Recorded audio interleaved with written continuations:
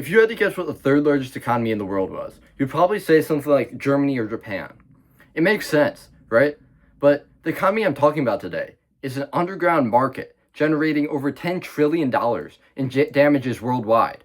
That's more than double Germany's GDP. It's cybercrime. Compared to second place for criminal organizations, the drug cartel brings in about $340 billion, but that's only 3% of what cybercrime makes every year. What's crazy is that the US spends $240 billion in defense against cybercrime, which seems like a lot until you compare it against the amount we spend on the drug war. That's $105 billion.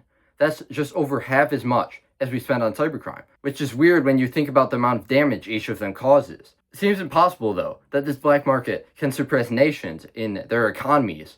So how is it even possible? Now, the idea of the cybercrime market causing $10 trillion in damages is not how much the individual participants are making in the market, but it's not just the cost that's making me call it an economy.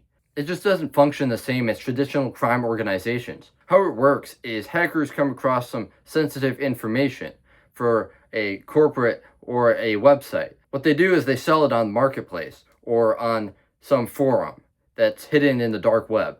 So from there, a group or individual cybercriminal buys the information and uses it to break into the network or the website that they got it for. Within the market, there are hackers for hire and even outsourced money laundering. The biggest reason for this growth of the economy that this cybercrime operates in is the simplicity and the lack of risk that any given hacker might take on. Unlike drug trafficking, there's no network of logistics and bunches of people to keep track of and pay consistently.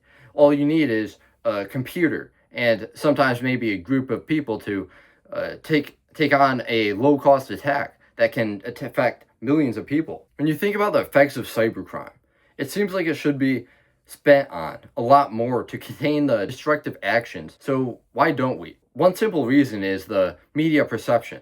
It's not easy for the average person to just wrap their head around a complicated technical attack that targeted a random company. But something like a drug boat being blown up is more extreme, and people are guaranteed to understand and have an emotional response one way or another, which is exactly what happened in the video of a strike on a drug boat that was completed in late 2025. Less than a month before recording this, a drug lord was killed, and once again, the media attention is consumed by this one event. But the thing is, the effects of cybercrime can scale to a much larger area than just what the attacker is trying to break into. In 2021, Colonial Pipe, a pipeline company that runs about 45% of East Coast fuel through its lines, was attacked by a cyber hacking group called DarkSide. They locked the company out of the billing systems, causing a complete shutdown of all operations. DarkSide asked for 75 bitcoins, equivalent to about $4.4 million, but the company was not able to reboot its operations immediately,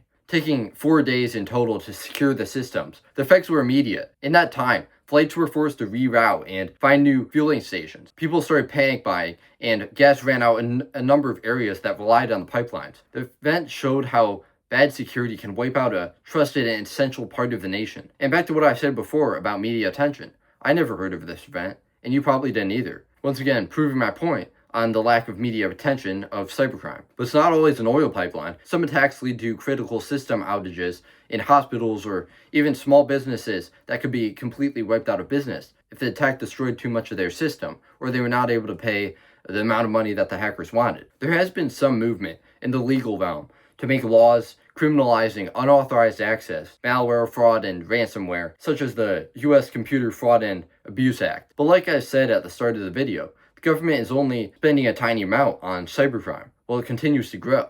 But an even bigger problem is with enforcement of the laws across borders, because the only way to put a cybercriminal that is out of your country in prison is by having the correct treaties and good relations with the country that the crime occurred in. Right now, there are some international tools to fight cybercrime, most notably the Budapest Convention, which is a treaty used by several countries to share evidence and align each other's laws. A new United Nations treaty was signed in 2025 to put every country in the same legal position on cybercrime, but it's not yet used because not enough countries have ratified it yet.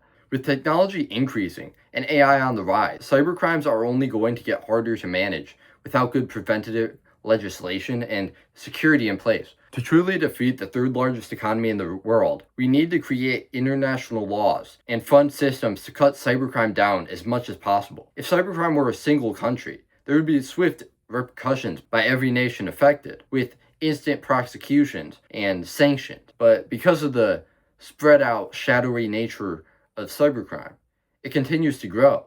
And that's the challenge we really face now with trying to defeat cybercrime as a whole.